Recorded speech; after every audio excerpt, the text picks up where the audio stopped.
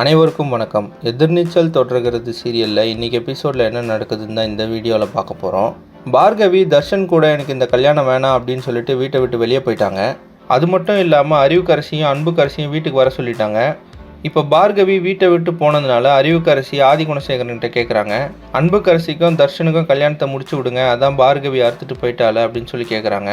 அதுக்கு ஆதிகுணசேகரன் சொல்கிறாரு, இந்த வீட்டில் முடிவெடுக்கிற அதிகாரம் ஒருத்தருக்கு மட்டும்தான் இருக்குது, அது ஈஸ்வரிக்கு தான் இருக்குது அப்படின்னு சொல்லிடுறாரு. அது மட்டும் இல்லாமல் ஈஸ்வரி நீயே பார்த்து ஒரு முடிவெடு அப்படின்னு சொல்லிட்டாரு. அதுக்கப்புறமா அறிவுக்கரசி போய் தர்ஷன் கிட்ட பேசுகிறாங்க. அப்போ அறிவுக்கரசி சொல்கிறாங்க, அன்புக்கரசியை தான் கல்யாணம் பண்ணிக்குவேன்னு சொல்லு அப்படின்னு சொல்லி தர்ஷன் கிட்ட சொல்கிறாங்க. ஆனால் அதுக்கு ஈஸ்வரி தர்ஷனே ஓகே சொன்னாலும் இப்போதைக்கு நான் இதை ஒத்துக்க மாட்டேன் அப்படின்னு சொல்லிட்டாங்க. இதனால் அறிவுக்கரசி போய் ஈஸ்வரி கிட்ட கெஞ்சுறாங்க. ஆனால் அப்பயும் ஈஸ்வரி ஒத்துக்கவே இல்லை.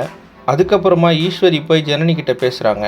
நீ பார்கவியை வெளியே போய் பேசி அவளை அமுச்சு விட்டுட்ட, ஆனால் நீ நினச்சிருந்தா அவளை சமாதானப்படுத்தி அவள் மனசை மாற்றிருக்கலாம் அப்படின்னு சொல்கிறாங்க.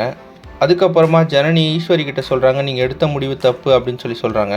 அதுக்கு ஈஸ்வரி சொல்கிறாங்க, எதுவாக இருந்தாலும் பரவாயில்ல, இது என்னோட முடிவு அப்படின்னு சொல்லிடுறாங்க. ஜனனியும் என்னோட முடிவு உங்கள் வீட்டுக்கார ஜெயிலுக்கு அனுப்புறது அப்படின்னு சொல்லிட்டு அங்கேருந்து கிளம்புறாங்க. இப்போ தர்ஷனுக்கும் அன்புக்கரசிக்கும் கல்யாணம் நடக்குமா, இல்லை ஆதிகுணசேகரன் வேறு ஏதாவது பிளான் பண்ண போகிறாரா அப்படின்றது அடுத்தடுத்த எபிசோடில் பார்த்து தெரிஞ்சுக்கலாம். இந்த மாதிரி எதிர்நீச்சல் தொடர்கிறது சீரியல் அப்டேட்ஸ்க்கு நம்ம சேனலை சப்ஸ்கிரைப் பண்ணுங்கள், ஃப்ரெண்ட்ஸ் அண்ட் ஃபேமிலிக்கு ஷேர் பண்ணுங்கள். நன்றி.